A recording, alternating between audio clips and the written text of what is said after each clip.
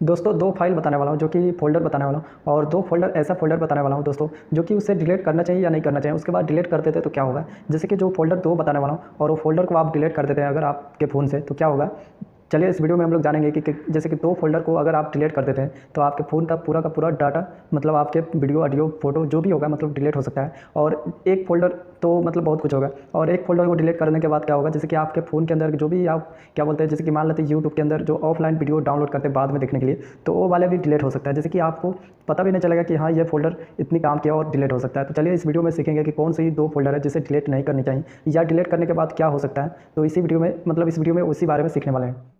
जैसे कि आप एंड्रॉइड, जैसे कि देख सकते हैं एंड्रॉइड नाम से, तो इसे अगर डिलीट कर देते हैं तो ये नहीं आपके फ़ोन के अंदर कुछ खराबी नहीं होगा। और डिलीट कर देते हैं तो क्या होगा, जैसे कि आप मान लेते हैं आप यूट्यूब के अंदर आप क्या बोलते हैं डाउनलोड करते हैं ऑफलाइन वीडियो बाद में देखने के लिए, तो वो वाले वीडियो मतलब यहाँ पर देख नहीं सकते, मतलब एक फाइल, मतलब एक क्या बोलते हैं वायरस के रूप में बना हुआ रहता है, इसलिए यहाँ पर दिखा नहीं सकता आपको। तो यहाँ पर क्या होता है, यहाँ से डिलीट कर देते हैं एंड्रॉइड फोल्डर को, तो यहाँ से जो भी ऑफलाइन वीडियो बाद में देखने के लिए, अगर जैसे कि उदाहरण के तौर पर आपको बता दिया, जैसे कि यूट्यूब के वीडियो को अगर ऑफलाइन डाउनलोड करते हैं बाद में देखने के लिए, तो क्या होगा, आप डिलीट कर देते हैं तो वो वाले वीडियो डिलीट हो जाएगा वहाँ से यूट्यूब से। तो जैसे कि आप समझ गए होंगे इसके मतलब इसे डिलीट करेंगे तो ये नहीं कि आपके फ़ोन के अंदर कुछ खराबी होगा, कुछ नहीं होगा, ठीक है। सिर्फ जो ऑफलाइन वीडियो डाउनलोड करेंगे या उसी तरह और भी कुछ होगा तो इस मतलब उस तरह डिलीट हो जाएगा, ठीक है। तो एक उदाहरण के लिए आपको बता दी। और दूसरी नंबर पे है तो जैसे कि देख सकते हैं यहाँ पर DCIM, तो यहाँ नहीं बताने लगूँ तो और भी लंबा वीडियो हो सकता है, इसलिए मैं शॉर्टकट में ही बताना चाह रहा हूँ। जैसे कि देख सकते हैं DCIM का मतलब है, ये बहुत ही जब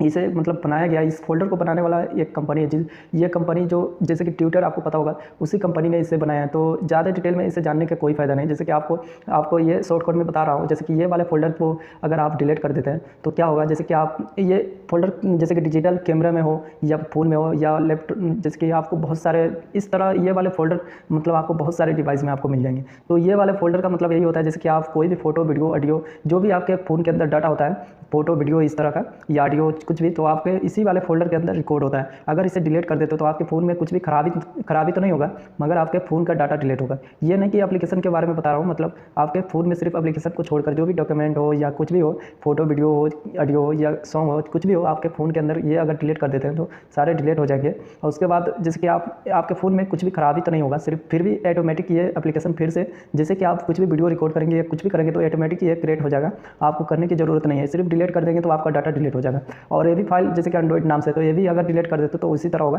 ऑटोमेटिक फिर से क्रिएट हो जाएगा और आपको फिर से मतलब कुछ भी खराबी तो नहीं होता है, वही ऑफलाइन वीडियो डाउनलोड किए होंगे तो वो वाले डिलीट हो जाएगा। चलिए दोस्तों मिलते हैं किसी और वीडियो में, जब तक के लिए अपना ख्याल रखें।